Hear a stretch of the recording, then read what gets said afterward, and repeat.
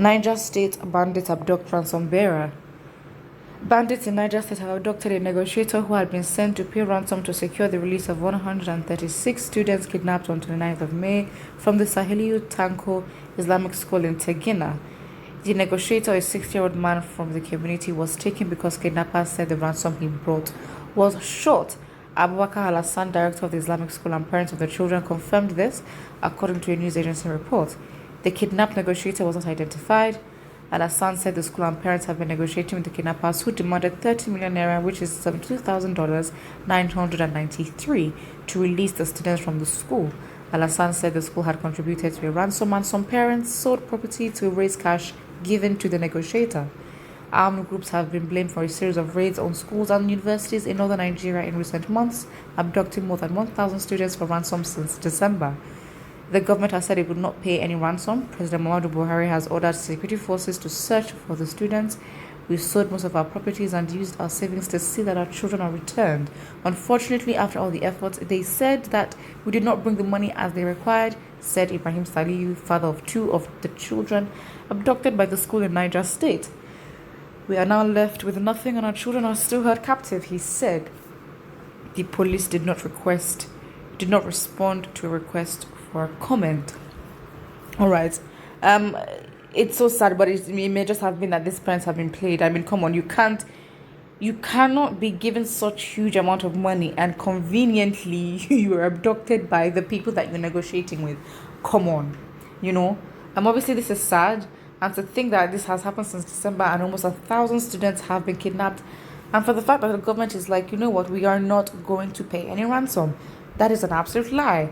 And because if you're not going to pay the ransom, the parents are going to pay the ransom. And now they pay the ransom, the children are still not there. However, this government is busy prioritizing, using all the resources they have, especially pulling strings in the international sphere to extradite Nnamdi Kanu and, go back to Nigeria. And it's just like,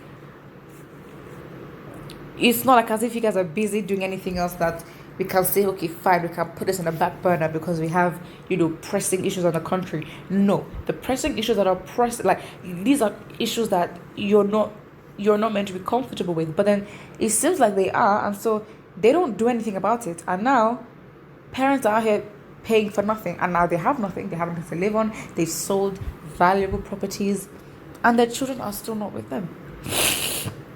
So yeah, that's just really what it is. Someone here says pure business and lucrative one for northerners, and it's just like it is a business, but it's not lucrative at all. Yes, okay, you do get a lot of yield in terms of money and profit, and for the fact that they actually have immunity because we have their spokesperson, Sheikh Gumi, who speaks on their behalf and defends them. So maybe it just is that, that is it only.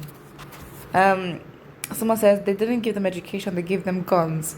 Where are you breeding these Amajuris? Don't you know? Someone says El Rufai business strategies are really progressing to the next level. Oh, so now you're accusing El Rufai. Again, not going to lie, it's not like as if we've had northern governors who have proven to be consistent. Therefore, it is not far-fetched for people to think this. Someone says, sorry, so bad we continue like this. Now, never. Something has to be done. Things is a country, not a jungle. Or this, don't say things then. This is a country, not a jungle, please. All the northern states should be renamed as kidnappers. State, it's not funny, it's not even innovative, it's not nothing. He didn't add anything to the conversation. Somebody says it is good if kidnappers are going to deal with the northerners because Major Orca said this earlier that the far north are the problem to the country. Yeah, but we're okay now. You're saying far north. Who are they? Because now the people at the bottom, the people at the bottom of the hierarchy, are the ones suffering. They are the ones what is happening here? Because now, no, absolutely not. Because we have innocent people suffering. We have innocent children suffering. We have parents going broke to get their kids back, and yet their kids are not back. So what what would you tell? What would you say to that? So yeah, um, I don't know why these ones hate the truth. Fake people. It's not that. It's the mentality. It's the grooming. It's the societal conventional thinking process. Again, for the North to change and be on board with the South, or even be on the same page, I think it would take a long time. Like take a lot of convincing, take a lot of education. Not necessarily okay reading and writing. Yes, you need to learn how to read and write, fine. But it's just education in terms of being able to think for yourself and understanding your worth and understanding that you know your vote really does matter because you can't just put anyhow people in place. However, you can only say these kind of things to people that have eaten and are well fed. Therefore, for their survival that is being compromised, again, they're human, they will have to. They have no choice. They have to survive. They cannot choose to die because that itself is also as painful. But still, they are compromised. So it's like the education comes, just if anything, just give them security first. That's what they need. You don't even have to start telling. There's no point even trying to convince Northerners or trying to push this idea. You know what? Join us. Let us fight. For our rights and for our own sovereign states. That's too long. That's long. You're wasting your time, because it's like they have not eaten, they have not slept, they are not safe. So it's like until that is solved, let us solve insecurity first before we start thinking of, oh, let's start making our plans to leave. Absolutely, it won't work. It will not work. When a country turns useless, who do you blame? Leaders for sure.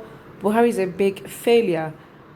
All while this monstrous, shameful, sad, humiliating situation lingers, and one is compelled to ponder, where is the almighty security people? Are they still in the southeast? Honestly, like, military presence in the southeast is unwarranted. It's not needed. Who asked? We didn't ask. Absolutely not. So I'm confused because, in fact, I am confusion, because it's like, why? You're underutilizing your resources. You're not even. Why? It's not even underutilization. It's just useless utilize. Like, you're not utilizing it where it matters. So it's waste. You're literally wasting your resources for what? Somebody else says this is getting out of hand, so that they can settle down and they can share their profits. Again, so when it comes to this, I think the negotiator played the parents. There is no way conveniently you carry $72,000 and then you are missing as well. Come on. Put what I think about it in the comment section below. Don't forget to like and subscribe.